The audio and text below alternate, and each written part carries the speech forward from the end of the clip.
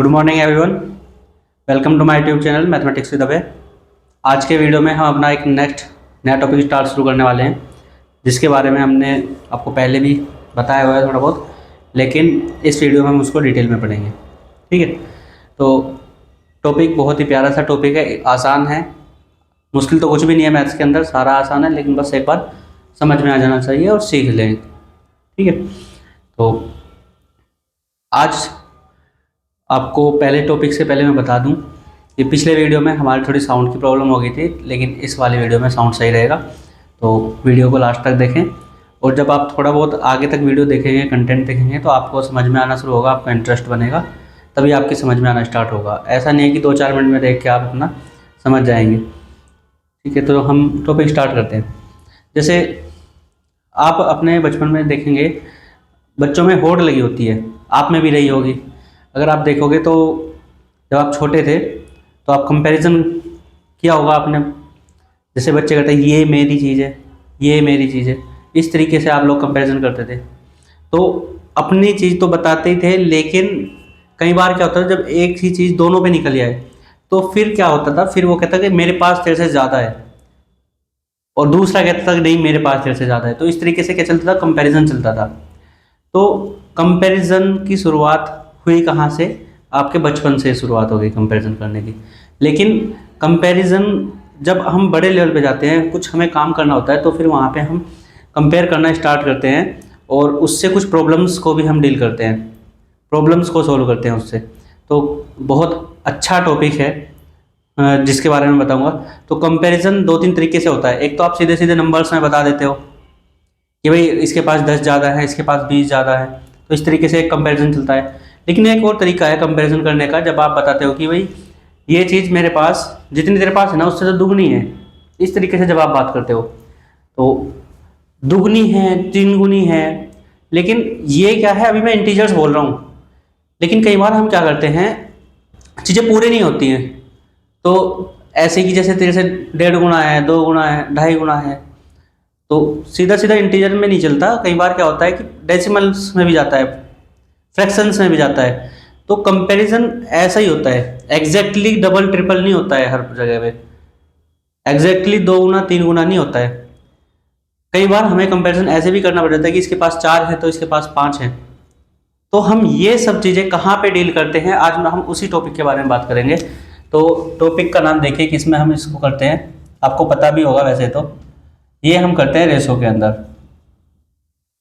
Ratio Hindi में इसको बोलते हैं अनुपात। अभी हम अनुपात के बारे में बात करेंगे, फिर समानुपात के बारे में बात करेंगे। तो पहले हम अनुपात के बारे में बात कर लेते हैं। तो जितना मैंने आपको बताया कि हम इसमें कंपेयर करके चलते हैं, तो वही होता है बस। जैसे कोई 2 पर्सन है, हम एक पर्सन को मान लेते हैं सुरेश, और दूसरे पर्सन का नाम मैं लिख लेता हूँ रमेश, दोनों भाई हैं।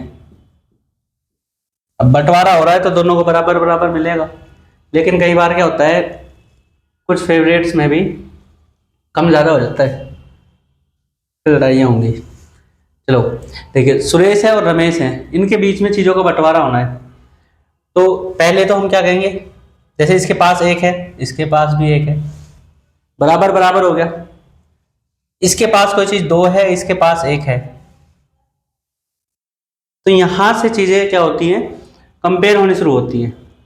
तो इनको हम कंपेयर कैसे करते हैं, तो यहाँ पे देखो कि इसके पास 2 गुना है, अगर इसके पास 2 है और इसके पास 3 है कोई वस्तु, फिर तो ये सब चीज़ें क्या है, ये आती है कंपैरिजन में। 2 इसको मिली, 3 इसको मिली। अगर हमारे पास बहुत सारी चीज़ें हैं और हमें देनी है इन दोनों को ही, लेकिन 2 इसे मिलनी चाहिए और 3 इसे मिलनी चाहिए।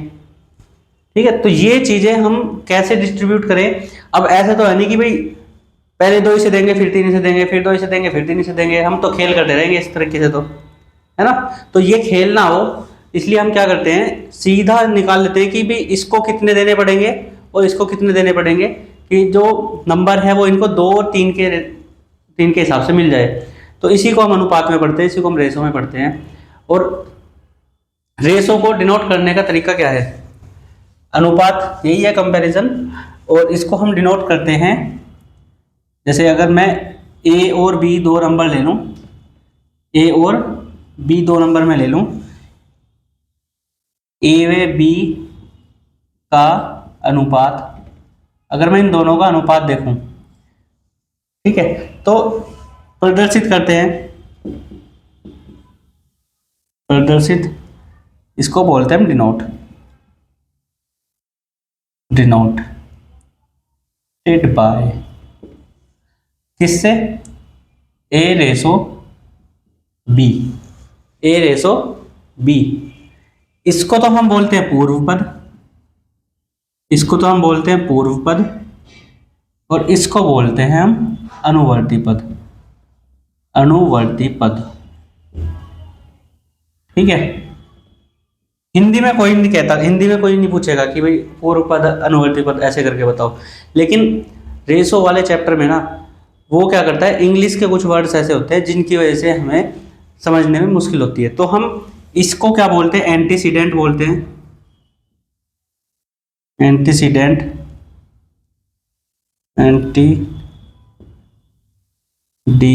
एंटीसीडेंट, और इसको हम बोलते हैं कंसिडेंट, कंसिक्वेंट, इसको हम क्या बोलते हैं, कंसिक्वेंट।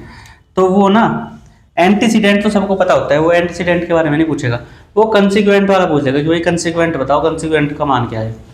तो वो ये देगा कि 2 व्यक्ति हैं, उनके बीच में 4000 चीज़ें बांटनी है और 5:3 के अनुपात में बांटनी है, तो कॉन्सिक्वेंट की वैल्यू बताओ। तो कॉन्सिक्वेंट में वो बाद वाले की पूछा होगा कि बी को कितना मिला, तो इंग्लिश के वर्ड्स पे वो कई बार हमें वो फंसाने की कोशिश करता है, बाकी रेशो बहुत आसान है, ठीक है। तो ये इसके बारे में था कि इसको हम ऐसे डिनोट करते हैं। अच्छा, एक चीज़ और है, हम यहाँ पे डिस्ट्रीब्यूट कर रहे हैं चीज़ों को, बांट रहे हैं इनको, तो जब हम डिस्ट्रीब्यूट करते हैं, बांटते में क्या होता है, भाग देखते हैं कि इसको कितना भाग मिला, इसको कितना भाग मिला, तो यहाँ पे ना इसको हम भाग से भी क्या कर सकते हैं, प्रदर्शित कर सकते हैं, ए अपॉन बी, ए बटे बी, ये इस तरीके से भी। तो या तो ए अनुपात बी ऐसे लिखा हो, या ए के बटे में बी लिखा हो, तो ये क्या है, अनुपात ही है दोनों, ये भी अनुपात है और ये भी ए और बी का अनुपात आएगा। दूसरी बात ध्यान रखना, आपको जब भी वो रेशो निकलवाएगा ना, तो आप ये क्या बोलते हो इसको, आप इस नंबर को आप क्या बोलते हो, भिन्न बोलते हो, क्या बोलते हो, भिन्न बोलते हो इसको, भिन्न या फिर फ्रैक्शन, फिर क्या बोलते हो, या फिर फ्रैक्शन बोलते हो। तो जब आप इनको भिन्न या फ्रैक्शन बोलते हो, तो आपने देखा होगा जब भी आप भिन्न में कोई संख्या लिखते हो तो क्या करते हो, उसको सिंपलेस्ट फॉर्म में लिखते हो, सरलतम रूप में लिखते हो। तो हमें ना ये सरलतम रूप में लिखना है, इसको सरलतम रूप में लिखेंगे, सरलतम रूप में लिखेंगे, ठीक है, ये ध्यान रखना। अभी आरपीएफ कांस्टेबल का एग्जाम हुआ है, उसके अंदर ना अनुपात पूछ रखा, मतलब इसी तरीके का ए बटे बी का कुछ मान पूछ रखा था, मतलब अनुपात ही पूछ रहा था, और उसमें ना ये सरलतम रूप में लिखते हैं, वैसे तो हम आंसर आपका सरलतम में ही आएगा, लेकिन ऑप्शन में एक भी सरलतम रूप नहीं था, तो फिर आपको इसका क्या देखना पड़ता है, इक्विवेलेंट फ्रैक्शन देखनी पड़ती है, इसकी क्या देखनी पड़ती है, इक्विवेलेंट फ्रैक्शन। इसकी इक्विवेलेंट फ्रैक्शन जैसे कैसे होती है, एक मैं भी इसका रूल बताऊंगा रेशो का, जो कि उसी के ऊपर वो डिपेंड करती है, जो आपका मैं बताने वाला हूँ ना, ये आपको इक्विवेलेंट रेशो देखना पड़ता, इक्विवेलेंट फ्रैक्शन आपको देखनी पड़ती, तो वो क्या है, उस नियम के तहत है, ठीक है। तो अभी मैं रेशो के 2 नियम आपको बताऊंगा और दोनों नियम के ऊपर ही आपका रेशो चलेगा, ठीक है। चलिए, इतना देखने के बाद वो नियम क्या है, रेशो के नियम है अनुपात के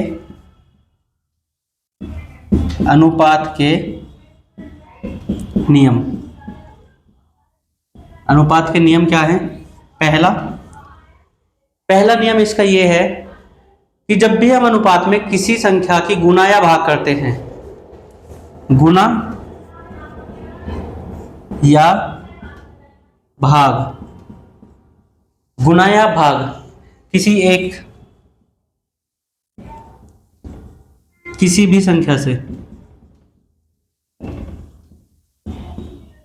किसी भी संख्या से करते हैं, तो क्या होता है, रेशो के अंदर अनुपात पर अनुपात पर कोई प्रभाव नहीं पड़ता, अनुपात पर कोई प्रभाव नहीं पड़ता।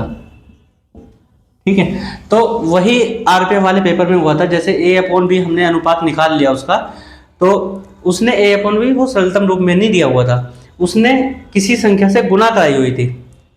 तो किसी संख्या से गुणा कराने के बाद जब उसने ये पूछा हुआ था आंसर, तो उसमें देखने में मेहनत लग जाती है। कई बार क्या होता है कि हम ऑप्शन नहीं चेक करते, जब हमारा ऑप्शन में आंसर मैच नहीं करता तो फिर हम क्या करते हैं, हम देखते हैं कि हमने कहीं पे गलत तो नहीं कर दिया। तो वो अगर 1 मिनट लगाया होगा आपने उसका आंसर निकालने में, या आधा मिनट भी लगाया होगा, आप उसको दोबारा आधा मिनट दोगे और फिर भी जब आंसर वही आएगा, फिर उसके बाद ऑप्शन चेक करते हो।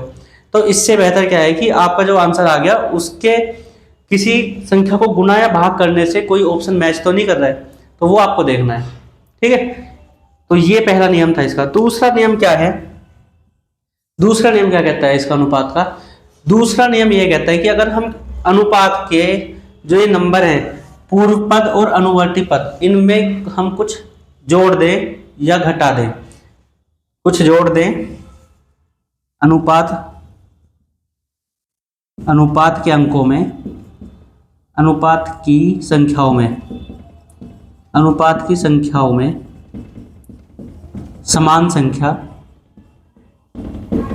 समान संख्या जोड़ या घटा दें, जोड़ या घटा दें, तो क्या हो जाएगा? तो अनुपात परिवर्तित हो जाएगा। तो अनुपात परिवर्तित हो जाएगा भाई। ठीक है, बताऊंगा अभी कैसे करके दिखाऊंगा कैसे परिवर्तित हो जाएगा। पहले मैंने ये बता दिया कि अनुपात के नियम क्या हैं। अभी हम अनुपात को निकालना भी सीखेंगे। अनुपात के मैंने ये भी बता दिया कि जो पहले लिखा होता है, जो बाद में लिखा होता है, हम इनको बोलते क्या हैं। फिर मैंने ये भी बताया कि इनको हम ऐसे भी लिख सकते हैं, a/b के रूप में। और ये भी बताया कि आपको इसको सरलतम रूप में लिखना होता है जब आप अनुपात निकालते हो। फिर मैंने इसके आपको नियम बताए। अनुपात के नियम क्या होते हैं? गुना या भाग कर दे अगर किसी संख्या से, तो अनुपात के ऊपर कोई प्रभाव नहीं पड़ेगा। लेकिन अगर हम अनुपात की संख्या में किसी संख्या को जोड़ या घटा दें तो अनुपात परिवर्तित हो जाता है। ठीक है, फिर अनुपात पहले जैसा नहीं रहेगा। तो चलिए अभी इन दोनों नियमों को मैं आपको आगे वेरीफाई भी कराऊंगा, तो आगे बढ़ेंगे। ठीक है, तब तक आगे बेकार जो मैंने बताया उसको एक बार रिवाइज करिए जरा।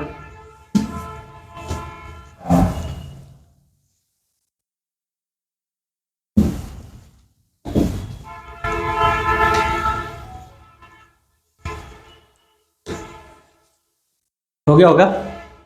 ठीक है, तो अब हम देखते हैं कि अनुपात को हम निकालते कैसे हैं। अनुपात को हम निकालते कैसे हैं? जैसे दो संख्या हैं, एग्जाम्पल देखिए जरा। दो संख्या 25 व 75 का अनुपात ज्ञात करिए।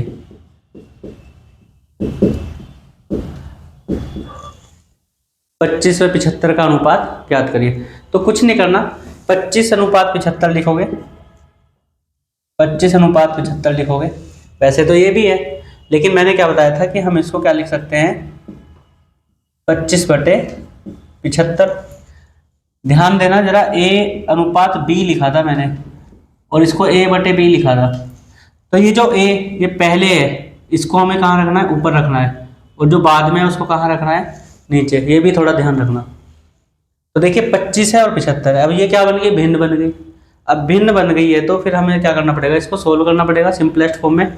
तो 25 का पारा आपको याद होगा, 25 एकम 25 और 25 दिया 75, क्या बनेगा? 1/3। तो ये जो अनुपात है ना, इन दोनों संख्याओं का, संख्या 25 और 75 का जो अनुपात है ना, वो किसके बराबर हो जाएगा? 1/3 के बराबर हो जाएगा। इन दोनों संख्याओं का अनुपात क्या होगा? 1/3 होगा। ठीक है, इसको ऐसे लिख लो, ratio of 25 and 75 equal to 1:3, ये आ जाएगा। चलिए आप एक का निकाल के देखिए, 26:52, मतलब 52 की लिख दिया, 65 का निकालिए, 26 एंड 65 का। निकालिए जरा। 26 एंड 65 का आप रेशो निकालिए। निकालेंगे, क्या करेंगे, इनको इस तरीके से लिखोगे ए अपॉन बी की तरीके से, और भिन्न को सरलता रूप में ले आओगे, और जैसे लिखी हुई थी, मतलब जिसको हमने यहाँ पे ऐसे लिख दिया, वापस रेशो के अंदर कन्वर्ट करा लेना, जो भी आएगा आपका आंसर आ जाएगा। वो तो भिन्न के रूप में लिखने के तरह से हो गया। लेकिन अगर आपको रेशो डायरेक्ट लिखना है, आपको डायरेक्ट रेशो इस तरीके से लिखना है, तो आप क्या करोगे, divide both bye there HCF। आप क्या करोगे, इनके HCF से डिवाइड कर दोगे। तो देखना, ये होता है 13 मल्टीप्लाई 2, 13 2 26, और ये होता है 13 5 65। तो HCF क्या आएगा, जो भी कॉमन फैक्टर होगा, इसके अंदर 13 है, इसके अंदर भी 13 है, 2 इसके अंदर है, इसके अंदर नहीं है, 5 इसके अंदर है, इसके अंदर नहीं है, तो दोनों के अंदर क्या है, 13 13 है। तो 13 क्या होगा, इनका HCF होगा। HCF क्या होगा इनका, 13। तो 13 से डिवाइड करोगे तो यहाँ पे क्या बचेगा, 13 2 26 और 13 5 65, तो 2:5, यही इसका आंसर आएगा। तो डायरेक्ट ऐसे लिखने की जरूरत नहीं है, आप इनके HCF से डिवाइड कर दो। जो हमारा पहला नियम था वही है कि अगर मैं इनको देखो रेशो में लिखूंगा, 26 और 65 को अगर मैं रेशो में लिखूंगा तो 26:65 लिख दूंगा। ये बात सही है कि इनका रेशो है, तो पहले वाले को 26 मिलेंगे, दूसरे को 65 मिलेंगे, सही है बिल्कुल। और जो पहला नियम था वो क्या कह रहा था, वो ये कह रहा था कि हम किसी संख्या से गुना या भाग करें अगर रेशो के अंदर, तो इस पर कोई फर्क नहीं पड़ेगा। तो हम अगर इसको पूरे को 13 से डिवाइड कर देंगे तो भी रेशो इन दोनों का ही रहेगा, किसी और का थोड़ी आएगा। तो 13 से डिवाइड किया तो 2 और 5 आया, तो इनका रेशो क्या आ जाएगा, 2 और 5 हो जाएगा। अगर मैं इनको 100 से मल्टीप्लाई भी करा देता हूँ ना, तब भी रेशो इन्हीं नंबर्स का रहेगा। अगर मैं इसको 100 से मल्टीप्लाई करा दूँ तो ये क्या हो जाएगा, 200, क्या हो जाएगा 200, और ये क्या हो जाएगा 500, तब भी क्या रहेगा, रेशो यही रहेगा, इस पे कोई फर्क नहीं पड़ने वाला है। ठीक है, अभी देखिए एक तो दूसरा नियम था, वो मुझे वेरीफाई कराना है इसी के ऊपर। मैंने क्या कहा, इनका रेशो क्या है 26 और 65 का, 26:65 है, यही आएगा। अगर मैंने इसको 13 से डिवाइड कर दिया तो ये 2:5 आ गया, रेशो इसी का ही है, आप निकालते भी वैसे। ठीक है, लेकिन अगर मैं इसके अंदर 5 इसके अंदर ऐड कर दूं, क्या ऐड कर दूं, 5 मैंने पहले वाले के अंदर ऐड किया और 5 मैंने सेकंड के अंदर ऐड किया, तो कितना हो जाएगा, ये हो जाएगा हमारा 31, और ये कितना हो जाएगा 70। अब देखना, अगर इसको मैं इसके पहले की तरह, जैसे हम यहाँ से रेशो निकाल रहे थे, अगर ऐसे ही करें तो क्या यही आएगा, करना जरा, 31/70, और 31 क्या है, हमारा प्राइम नंबर है, तो ये तो किसी से डिवाइड होगा नहीं, और 70 31 के टेबल में आता नहीं। ठीक है, तो रेशो 31:70 बन गया, क्या बन गया 31:70 बन गया रेशो। लेकिन यहाँ पे तो हमारा क्या था, 2:5 आया। तो जो सेकंड रूल था, रेशो के अंदर अगर हम कोई संख्या, समान संख्या जोड़ या घटा दे, समान संख्या कैसे, जैसे इसमें भी 5 जोड़ दिया और इसमें 5 जोड़ दिया, दोनों में 5 ही जोड़ा है, तो ऐसे जोड़ने पे रेशो क्या हो गया, बदल गया, 31:70 आया है, पहले 2:5 आ रहा था। तो ये हमारा सेकंड रूल था। तो दोनों रूल ध्यान रखना, रेशो इन्हीं के ऊपर रहता है डिपेंड। कई बार आपके पेपर में ऐसे क्वेश्चंस आते हैं कि कोई संख्या दी जाती है, जैसे कोई पैसे हैं और तीन लोग या 4 लोगों में डिस्ट्रीब्यूट करने हैं, लेकिन वो क्या कहता है कि उनको ना, वो ये कहता है कि अगर सबके हिस्से में से 10-10 या 20-20 रुपये निकाल लिया, 1000 रुपये 2000 रुपये, मतलब समान संख्या निकाल दी, जैसे 1000 निकाल लिए, 1000 निकाल लिए, चाहे वो अलग अलग भी निकाल दे, लेकिन वो निकालने के बाद रेशो देता है, तो वो क्वेश्चंस अच्छे क्वेश्चंस बनते हैं, और मैं आपको वो भी इसके अंदर कराऊंगा। ठीक है, तो वहाँ थोड़ा सा ध्यान रखना होता है। अभी क्या है, आपको रेशो निकालना समझ आ गया होगा, 1-2 क्वेश्चंस में इसका और करा दूंगा आपको, जिससे बहुत अच्छे से आपको इसकी अंडरस्टैंडिंग हो जाएगी रेशो की।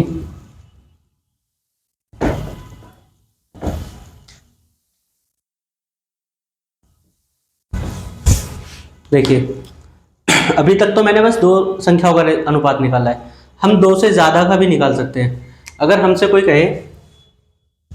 कोई कहे 25, 30, 40, 15, 20, 27, 27 का नहीं निकालते इसके अंदर, चलो 275 कर लो इसको, 300 और 175, इनका रेशो का अनुपात ज्ञात करिए, का अनुपात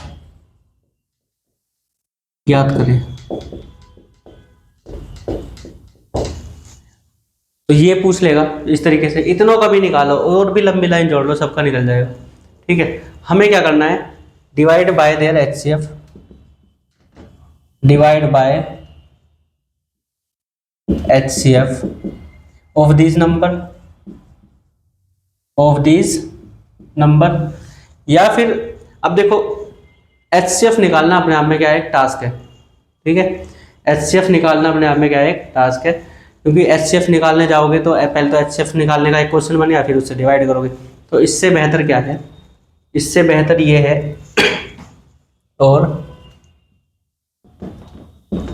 divide by same number, divide by same number. तो देखिए ये सारी संख्याएं मुझे ना 5 से भाग होते दिखाई दे रही है।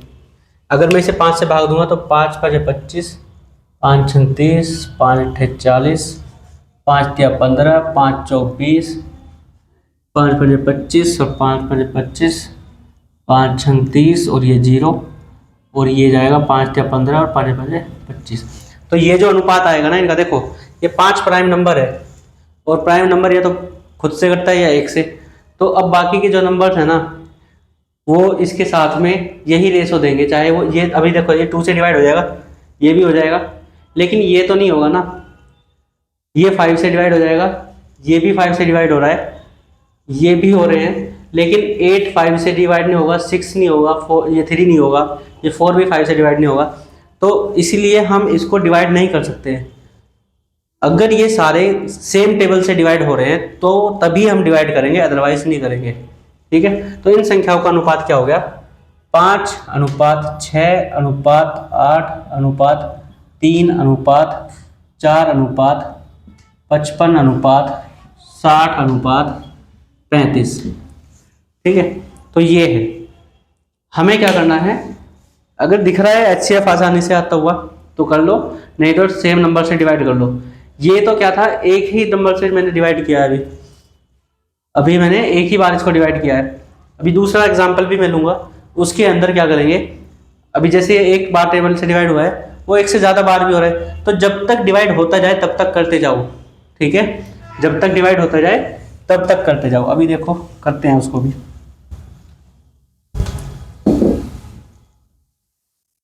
जैसे अगर हमें अनुपात निकालना हो 150 225 और 100 ले लो। ठीक है, या इसको क्या करो, 225 मत लो, 250 करो इसको, 250। अभी देखो ये सारे के सारे नंबर्स क्या हैं, 5 से डिवाइड होते दिख रहे हैं, या 10 से भी दिख रहे होंगे, 10 से भाग दे दो, 10 से कम 10 और 10 पंजे 50, 10 दूनी 20, 10 पंजे 50, 10 से कम 10 और 10 0 0, 10 से भाग हो गया। लेकिन अभी भी ये 5 से भाग हो सकते हैं, तो कर दो, 5 या 15, 5 पंजे 25 और 5 दूनी 10। अब इसके बाद ये किसी और टेबल से डिवाइड नहीं हो रहा है, क्योंकि ये 3 से होगा, ये दोनों नहीं होंगे, ये 5 से होगा, ये दोनों नहीं होंगे। तो इस तरीके से बाकी ये कॉमन टेबल से डिवाइड नहीं हो रहे हैं, तो हमें इनका अनुपात लिखना होगा, तो 3 अनुपात 5 अनुपात 2, तो इनका अनुपात ये आएगा। दूसरी बात आपको ये ध्यान रखनी है, जो नंबर जिस क्रम में लिखा है, जो नंबर जिस क्रम में लिखा है, आपको अनुपात में आंसर देते हुए भी उसको उसी क्रम में लिखना है। जैसे ये 150 पहले लिखा था, तो इसको जो भाग दे के आया इसको हमने पहले लिखा। ये जो 250 दूसरे नंबर पे लिखा था, इसको भाग दे के जो आया वो हमने दूसरे ही नंबर पे लिखा। और ये जो 100 है ये सबसे बाद में लिखा था, इसको भाग दे के हमने सबसे बाद में लिखा। तो हमें इनका क्रम भी ध्यान रखना है, जिसको जिस क्रम में बोला जाए या जिस क्रम में वो लिखा हो, उसी क्रम में उसका अनुपात वाला अंक हमें लिखना होता है। ऐसा नहीं है कि 2 आ रहा है बाद में और इसको पहले रख दो, वो गलत हो जाएगा। ठीक है, अगर मैं इन्हीं संख्याओं का अनुपात ऐसे लिखूं 2:5:3, उल्टा कर दूं इसको तो ये हमारा गलत हो जाएगा। ठीक है, ये भी ध्यान रखना है। तो अनुपात निकालने का तरीका इतना ही है। फिर अनुपात के अंदर ना कई बार क्या होता है, हमें चीज़ें अलग अलग जगह पे रखी होती हैं। जैसे तुम्हारे क्लास के अंदर 2 सेक्शन हो जाते हैं और दोनों सेक्शनों में अब पता तो चलेगा नहीं, तो फिर जब टेस्ट होता है ना, तो टेस्ट के अंदर क्या होता है, उन बच्चों के अलग टेस्ट हुए हैं, उन बच्चों के अलग टेस्ट हुए हैं, या अलग अलग नंबरों से हुआ है। जैसे कि उनको मार्क्स मिले हैं 80 में से और दूसरों को मार्क्स मिले हैं 90 में से। तो जब 80 और 90 में से मार्क्स मिले हैं तो फिर कंपेयर तो कर ही नहीं पाओगे। तो हमें ना वहाँ पे क्या करना पड़ता है कि उनको एक प्रोजेक्ट करना पड़ता है किसी एक ही नंबर पे। तो ऐसे ही रेसो को भी हमें प्रोजेक्ट करना पड़ता है किसी एक सेम नंबर के ऊपर, फिर हम उनको क्या कर सकते हैं, कंपेयर कर सकते हैं। तो वो मैं आपको बताऊंगा कि हम रेसो को, अगर 2 अलग अलग जगह के रेसो हैं तो हम उनको कैसे कंपेयर करेंगे एक साथ मर्ज करके। तो हमें अब रेसो को मर्ज करना सीखना है, रेसो निकालना हमसे आ गया है। ठीक है, 2-4 क्वेश्चन और प्रैक्टिस करोगे तो आ जाएगा।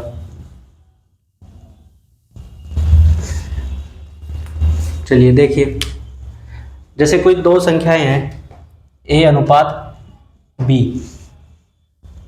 ये है 2:5 के अनुपात में, और इधर है कोई B:C, इनका अनुपात है हमारा 2:3।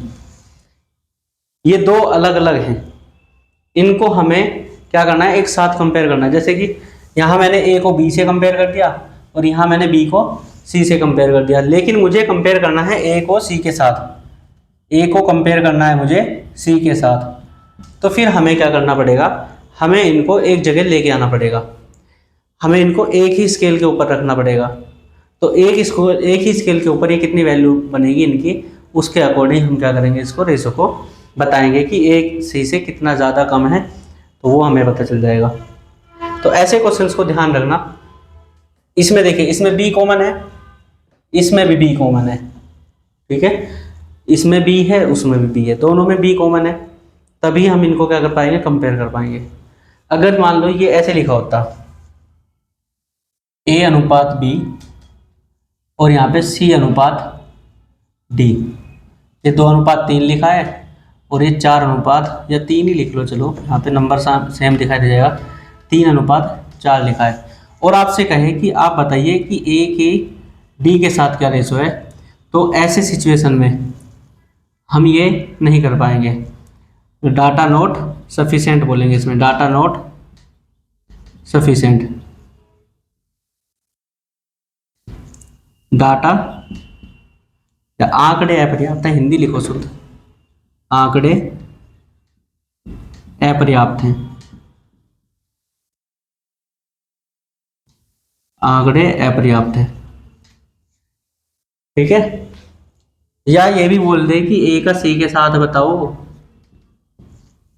या फिर ये कह दे कि B का C के साथ बताओ या B का D के साथ बताओ। तो इन सभी सिचुएशन के अंदर क्या है, डाटा पर्याप्त नहीं है, क्योंकि एक ना, जैसे इसके अंदर A का B के साथ किया है और यहाँ पे B को C के साथ, तो एक हमारा कंपोनेंट सेम होना चाहिए। जब तक एक कंपोनेंट हमारा सेम नहीं होगा ना, तो हम नहीं बता सकते। जैसे आप खुद सोचिए, आप 3 दोस्त हो या 4 दोस्त हो, 2 अलग बिठा दिए और 2 अलग बिठा दिए, उन दोनों को अलग कंपेयर किया और उन दोनों बाकी के दोनों को अलग कंपेयर किया। तो जब हम इन्हें अलग अलग कंपेयर कर रहे हैं, तो इस वाले ग्रुप में से, लेफ्ट वाले ग्रुप में से राइट वाले ग्रुप के अंदर वो पूछ ले कि बताओ भाई, इसका एक बंदा उठाया और इसका एक बंदा उठाया, इन दोनों के अंदर बताओ कि अब ये दोनों में से कौन ज़्यादा बेहतर है। तो हम ऐसा नहीं कर पाएंगे जब तक हमें उनकी वैल्यू किसी एक सेम रेस्पेक्ट में नहीं पता होगी, किसी एक ही वस्तु के सापेक्ष नहीं पता होगी, तब तक हम उन्हें कंपेयर ही नहीं कर पाएंगे। तो यहाँ हमें A की वैल्यू B के रेस्पेक्ट में पता है कितनी है, यहाँ C की वैल्यू पता है B के रेस्पेक्ट में कितनी है। तो जब हमें A की और C की वैल्यू किसी एक ही चीज़ के रेस्पेक्ट में पता है, B के रेस्पेक्ट में, तो हम क्या कर देंगे, इसको कंपेयर कर सकते हैं। ठीक है, तो देखिए यहाँ B का मान अलग है और यहाँ B का मान अलग है, जबकि B एक ही व्यक्ति है। यहाँ B का मान अलग है, 5 है, यहाँ B का मान 2 है, जबकि B एक ही व्यक्ति है। अब एक ही व्यक्ति की उम्र या फिर एक ही व्यक्ति की क्वालिफिकेशन अलग अलग थोड़ी हो सकती है एक टाइम पे। अलग अलग टाइम पे अलग अलग हो सकते हैं, लेकिन एक ही टाइम पे तो वो एक ही रहेगी ना। तो यहाँ इनको हमें क्या करना पड़ेगा, सेम बनाना पड़ेगा। 5 और 2 को हमें क्या करना पड़ेगा, सेम बनाना पड़ेगा। तब हम बता देंगे कि ए और सी के लिए वैल्यू कितनी आएगी। देखिए अब ए की वैल्यू, ये बी की कितनी है 5 है और इसकी कितनी है 2 है। अब हमें इनको ना एक ऐसे नंबर के ऊपर प्रोजेक्ट करना पड़ेगा, एक ऐसे नंबर के ऊपर प्रोजेक्ट करना पड़ेगा जिससे क्या हो जाए, जिसके अंदर जिसको 5 पे, जिससे हम 5 को भी प्रोजेक्ट कर दें और 2 को भी प्रोजेक्ट कर दें। तो ऐसा नंबर होता है इनका एलसीएम। ऐसा नंबर क्या होता है इनका एलसीएम, क्योंकि एलसीएम वो संख्या होती है जो दोनों अपने फैक्टर से कटती है। मतलब ये जो संख्या है इससे भी कट जाए और इससे भी कट जाए, ऐसा ही तो होगी। वो क्या होता है एलसीएम, मल्टीपल होता है। एलसीएम क्या होता है, लीस्ट कॉमन मल्टीपल। तो ये मल्टीपल है, मल्टीप्लाई करके आएगा। तो 5 में किसी नंबर की मल्टीप्लाई करें एक नंबर आए, और 2 में किसी नंबर की मल्टीप्लाई करें वही नंबर आ जाए। तो ऐसे हमें क्या करना पड़ेगा, एक नंबर ढूंढना पड़ेगा। और लीस्ट क्या होता है, सबसे छोटा। तो ऐसा सबसे छोटा नंबर देख लो, बड़ा भी देख सकते हैं लेकिन छोटा नंबर देखना ज़्यादा आसान रहेगा। तो 5 को मैं 10 पे प्रोजेक्ट करूं तो किससे मल्टीप्लाई करानी पड़ेगी, 2 से। किससे मल्टीप्लाई करानी पड़ेगी, 2 से मल्टीप्लाई करानी पड़ेगी। और अगर 2 को 10 पे प्रोजेक्ट कराना होगा तो किससे मल्टीप्लाई करानी पड़ेगी, 5 से। 5 से गुना करानी पड़ेगी। तो मैंने आपको एक रूल पढ़ाया था रेशो का। पहला रूल था कि रेशो में किसी सेम संख्या से गुना या भाग कर दे तो फर्क नहीं पड़ता है, लेकिन वो दोनों में कराना पड़ेगा, ये ध्यान रखना। ऐसा नहीं है कि 5 में आप 2 की गुना करा दो और आपका रेशो सेम रह जाएगा। ठीक है, अगर 5 में 2 की गुना करा दोगे और इसको 2 ही रखोगे तो ये क्या हो जाएगा, 2:10। तो क्या ये वैल्यू यही रहेगी, ये 2:10 तो बहुत अलग है, 1:5 आएगा। तो बदल गई रेशो। तो हमें क्या करना पड़ेगा, सेम संख्या से दोनों में ही गुना करानी पड़ेगी। तो जब इसको हम 2 से गुना कराएंगे तो ये क्या हो जाएगा, 4:10 हो जाएगा। इसको कराएंगे 5 से गुना तो ये क्या हो जाएगा, 10:6 हो जाएगा। अब ये भी 10 है और ये भी 10 है, बी का मान अब दोनों जगह क्या हो गया, सेम हो गया। अब जब बी का मान 10 है तो ए का कितना है, 4 है। बी का मान 10 है तो सी का कितना है, 6 है। तो अब हम बता सकते हैं ए रेशो सी कितना हो जाएगा। तो बी की वैल्यू सेम है, इसको हम क्या कर देंगे, एलिमिनेट कर देंगे। इसको हम क्या कर देंगे, एलिमिनेट कर देंगे। तो ए की वैल्यू यहाँ से उठाओ 4, बी की वैल्यू यहाँ से उठाओ 6। तो ये क्या हो जाएगा, 4:6। और इसको हम अभी 2 से और भाग देंगे तो क्या हो जाएगा, 2:3। तो 2:3 इनका क्या हो जाएगा, आंसर हो जाएगा। तो ये है रेशो को मर्ज करना। तो मर्ज कब करेंगे, जो नंबर उनके, जो मतलब जो भी व्यक्ति है उनके बीच में कॉमन है, बिचौलिया का काम कर रहा है, उसकी वैल्यू एक ही रखेंगे। ये बिचौलिया हो गया दोनों का, ए की तरफ भी बात कर रहा है, सी की तरफ भी बात कर रहा है। तो इसका मान हमें क्या करना पड़ेगा, बराबर करना पड़ेगा दोनों की तरफ से, जो कि इनके बीच में मध्यस्थता करा सके, ना इसकी कहे ना उसकी कहे, दोनों के लिए बराबर रहेगा। ठीक है, तो ऐसी संख्या से हम क्या कराएंगे, इनको इक्वल करा लेंगे रेशो को, तब हम इनको कंपेयर कर सकते हैं। 1-2 क्वेश्चन और देखिए मर्ज करने का, फिर मैं इसका छोटा तरीका भी बताऊंगा।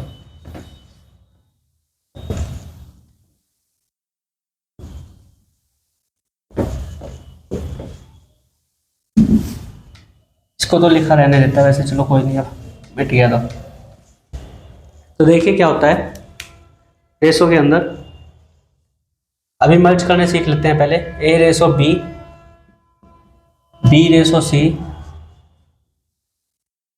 सी रेशो डी, अरे क्या करते हैं, सी रेशो डी और डी रेशो, चलो सी रेशो ही ले लो, कोई बात नहीं।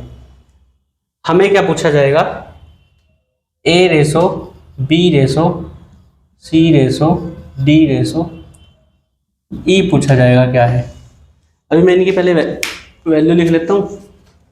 जैसे 2:3 दिया है, ये 3:2 दिया है, इसको 4:5 दिया है, और ये 3:2 दिया है। हमें क्या करना है, इनको इस तरीके से एक ही लाइन में लेके आना है, सबको एक ही स्केल के ऊपर प्रोजेक्ट करना है। तो जब एक ही स्केल पे लेके आएंगे, क्या करेंगे, जो जो वैल्यू कॉमन है, जैसे इनमें बी कॉमन है तो यहाँ से ए बी और सी का रेशो आ जाएगा। इन दोनों के बीच में क्या कॉमन है, सी कॉमन है, तो यहाँ से बी रेशो सी रेशो डी बन जाएगा। और जब हमने यहाँ से ए बी सी बना लिया है तो फिर आगे डी जुड़ गया उसी के अंदर। ऐसे ही यहाँ पे सी और डी का पता है, यहाँ पे सी और ई का पता है, तो सी डी ई हो जाएगा यहाँ पे। ठीक है, तो जो जो वैल्यू कॉमन है बस उसको इक्वल करते जाएंगे। तो यहाँ देखना बी 3 है और यहाँ पे भी 3 है, तो ये तो 3 3 इक्वल ही है। तो ए अनुपात बी अनुपात सी क्या हो जाएगा, 2 अनुपात 3 अनुपात 2 हो जाएगा। ठीक है, अभी तक ए बी सी का अनुपात क्या हो गया हमारा, ये हो गया ए अनुपात बी अनुपात सी क्या हो गया हमारा, 2 अनुपात 3 अनुपात 2 हो गया। ठीक है, लेकिन अब आगे देखो, यहाँ पे सी की वैल्यू तो 2 है, अभी सी और डी का रेशो कितना है, सी रेशो डी 4 अनुपात 5 है। यहाँ देखो, यहाँ तो सी की वैल्यू 2 है और यहाँ पे कितनी है, 4 है, तो बराबर होनी चाहिए। तो किस पे प्रोजेक्ट करें, जिसमें 4 और इन दोनों को नंबर सेम हो जाए, तो 4 पे हो जाएगा। 2 की गुना 2 में कराओगे तो 4 आ जाएगा। तो क्या करा दो, इस पूरे रेशो में 2 से गुना करा दो। इस पूरे रेशो में जब 2 से मल्टीप्लाई कराओगे तो ये किसके इक्वल हो जाएगा, ये हो जाएगा 4 अनुपात 3 दूनी 6 अनुपात 4, ये बन जाएगा। अब देखो सी की वैल्यू यहाँ पे भी 4 है और यहाँ पे भी कितनी है, 4 है। सी की वैल्यू यहाँ पे भी 4 है और यहाँ पे भी 4 है, तो हमारे पास ए बी सी और डी मिल जाएगा। अब हमें क्या मिल गया, ए रेशो बी रेशो सी रेशो डी की वैल्यू मिल गई। कितनी आई, 2 अनुपात 3 अनुपात 2 कहाँ से रह गया, अब तो बदल गई ना, 4 अनुपात 6 अनुपात 4, और डी की वैल्यू कितनी है, 5 है, तो डी पे कितना आया, 5 आया। ठीक है, अभी देखो यहाँ पे डी और डी कॉमन नहीं है, यहाँ पे भी सी है और यहाँ पे भी सी है, तो सी की वैल्यू क्या करनी पड़ेगी, इक्वल करनी पड़ेगी। यहाँ सी कितना है, 4 है, इस वाले में सी कितना है, 4 है, और इस वाले में कितना है, 3 है। तो हमें ना इसके अंदर ये जो, चलो इसके लिए मैं यहीं पे लिखता हूँ, हमारा सी रेशो ई कितना है, 3 अनुपात 2, सी रेशो 3 रेशो 2 है। तो यहाँ तो वैल्यू कितनी है, 4 है, और यहाँ पे कितनी है, 3 है। तो जब ये 4 और ये 3 है तो इनको क्या करेंगे, इक्वल करेंगे, एक ही नंबर पे प्रोजेक्ट करेंगे, तो मतलब इनका एलसीएम लेंगे। एलसीएम कितना आएगा इनका, 12 आएगा। एलसीएम कितना आएगा, 12। तो इस नंबर को 12 बनाने के लिए किससे मल्टीप्लाई करानी पड़ेगी, 3 से। तो 4 में अगर 3 की मल्टीप्लाई कराओगे तभी तो 12 आएगा। तो इस पूरे रेशो में 3 की मल्टीप्लाई करा दो, कितना आएगा, 4 तिया 12 अनुपात 6 तिया 18 अनुपात 4 तिया 12 अनुपात और 5 तिया 15। तो ये हो गया ए बी सी और डी का। लेकिन इसको 3 को 12 में प्रोजेक्ट करने के लिए किससे मल्टीप्लाई करानी पड़ेगी, 4 से। तो इस पूरे रेशो को 4 से मल्टीप्लाई कराओगे तो ये क्या हो जाएगा, 4 तिया 12 अनुपात 4 दूनी 8। तो वो कितना हो गया, सी और ई, ये सी है और ये क्या है, ई है। सी और ई कितना हो गया, 12 अनुपात 8। तो हमें इसकी वैल्यू चाहिए थी ए बी सी डी तक की, तो यहां से लिख दो ये वाली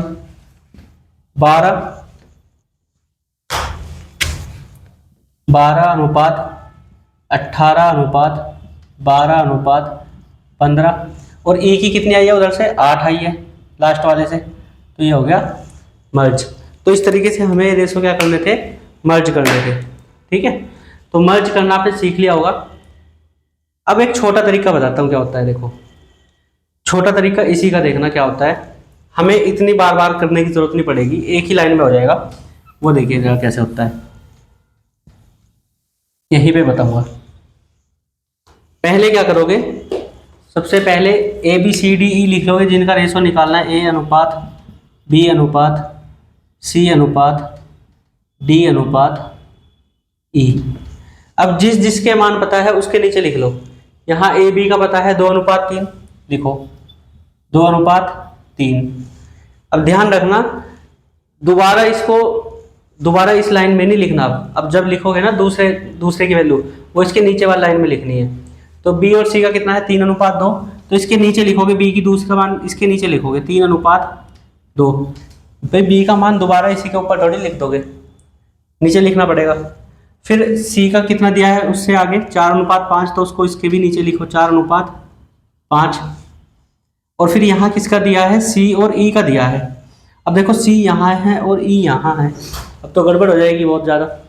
ठीक है, तो क्या करना है, सी को तो यहीं पे लिखो 3, और अनुपात कितना, ई के लिए कितना है 2 है, यहीं पे लिख दो। और डी के लिए बच गई जगह, डी के लिए क्या हो गया, जगह खाली रह गई है। तो तुम्हें ना एक काम करना चाहिए इसके लिए, जैसे हमने यहाँ पे सी और डी का ले रखा है, अब डी को पीछे पहुँचा दो। अब क्या करो, डी को पीछे पहुँचाओ, डी को क्या करोगे पीछे पहुँचाओगे, सी को यहीं रहने दो, सी को भी नहीं, सी को भी मत रखो यहाँ पे। पहले किसे ले आओ, ई को ले आओ, ई को ला सकते हैं, पहले ले आओ।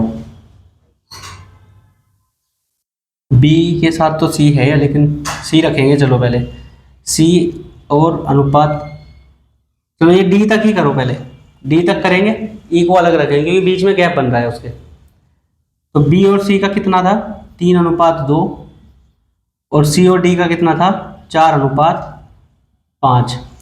अब क्या करना है, जो ये वैल्यू लास्ट में रहती है इसको आगे तक लिख देंगे 3, पीछे को जो ये पीछे रहती है लास्ट में इसको पीछे लिखोगे। यहाँ पीछे 4 है तो 4 के पीछे 4 आएगा और 2 के आगे 2 आएगा। मतलब जो पीछे रहती है वैल्यू उसके पीछे तक बढ़ा देते हैं जहाँ तक भी जगह होती है, और जो वैल्यू यहाँ पे बाद में होती है उसको बाद तक लिख देते हैं सेम नंबर आगे तक। कारण बता दूंगा इसका क्या होता है। अब इनकी गुना करा लो, क्या करा लो, नीचे को मल्टीप्लाई, क्या कराओगे मल्टीप्लाई कराओगे इनकी नीचे की तरफ। तो कराना 4 2 3 6 चौक 24 अनुपात 3 3 9 चौक 36 अनुपात 3 2 6 चौक 24 अनुपात 3 2 6 पंजे 30। ये आ गया। ठीक है, तो अब क्या करना है, अब इनको किसी सेम नंबर से डिवाइड कर दो। किससे हो जाएगा, 6 से हो जाएगा। 6 चौक 24, 6 6 36, 6 चौक 24 और 6 पंजे 30। तो क्या आया, ए बी सी डी का ratio, A B C D का रेशो आ जाएगा कितना आया 4:6:4:5। अब देखो निकालना किसका है, ई तक का निकालना है। सी और ई में और दे रखा है वैल्यू, तो तुम क्या करोगे, इसको डी को पहले लिख लो। अब क्या करो, डी को पहले लिख लो और सी को लिखो बाद में। डी की वैल्यू कितनी थी 5 और सी की वैल्यू कितनी है 4, और आगे ई का भी लिखो। सी और ई का कितना दिया है 3:2, यहाँ बाद में कौन है 4 है, और इधर पीछे को क्या करोगे 3 लिख दोगे, नीचे जगह कम है। 3:2 दिया है तो पीछे की तरफ क्या करोगे 3 बढ़ा दो।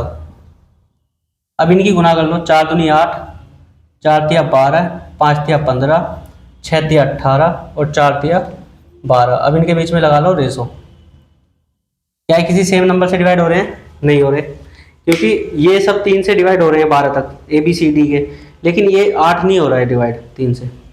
ठीक है, तो ये क्या हो गया यहीं तक आ गए, बस 2 बार करना पड़ा इसको क्योंकि बीच में गैप आ गया था। अगर बीच में गैप ना आता ना, ये डी रेशो ई होता तो ये एक ही बार में हो जाता काम।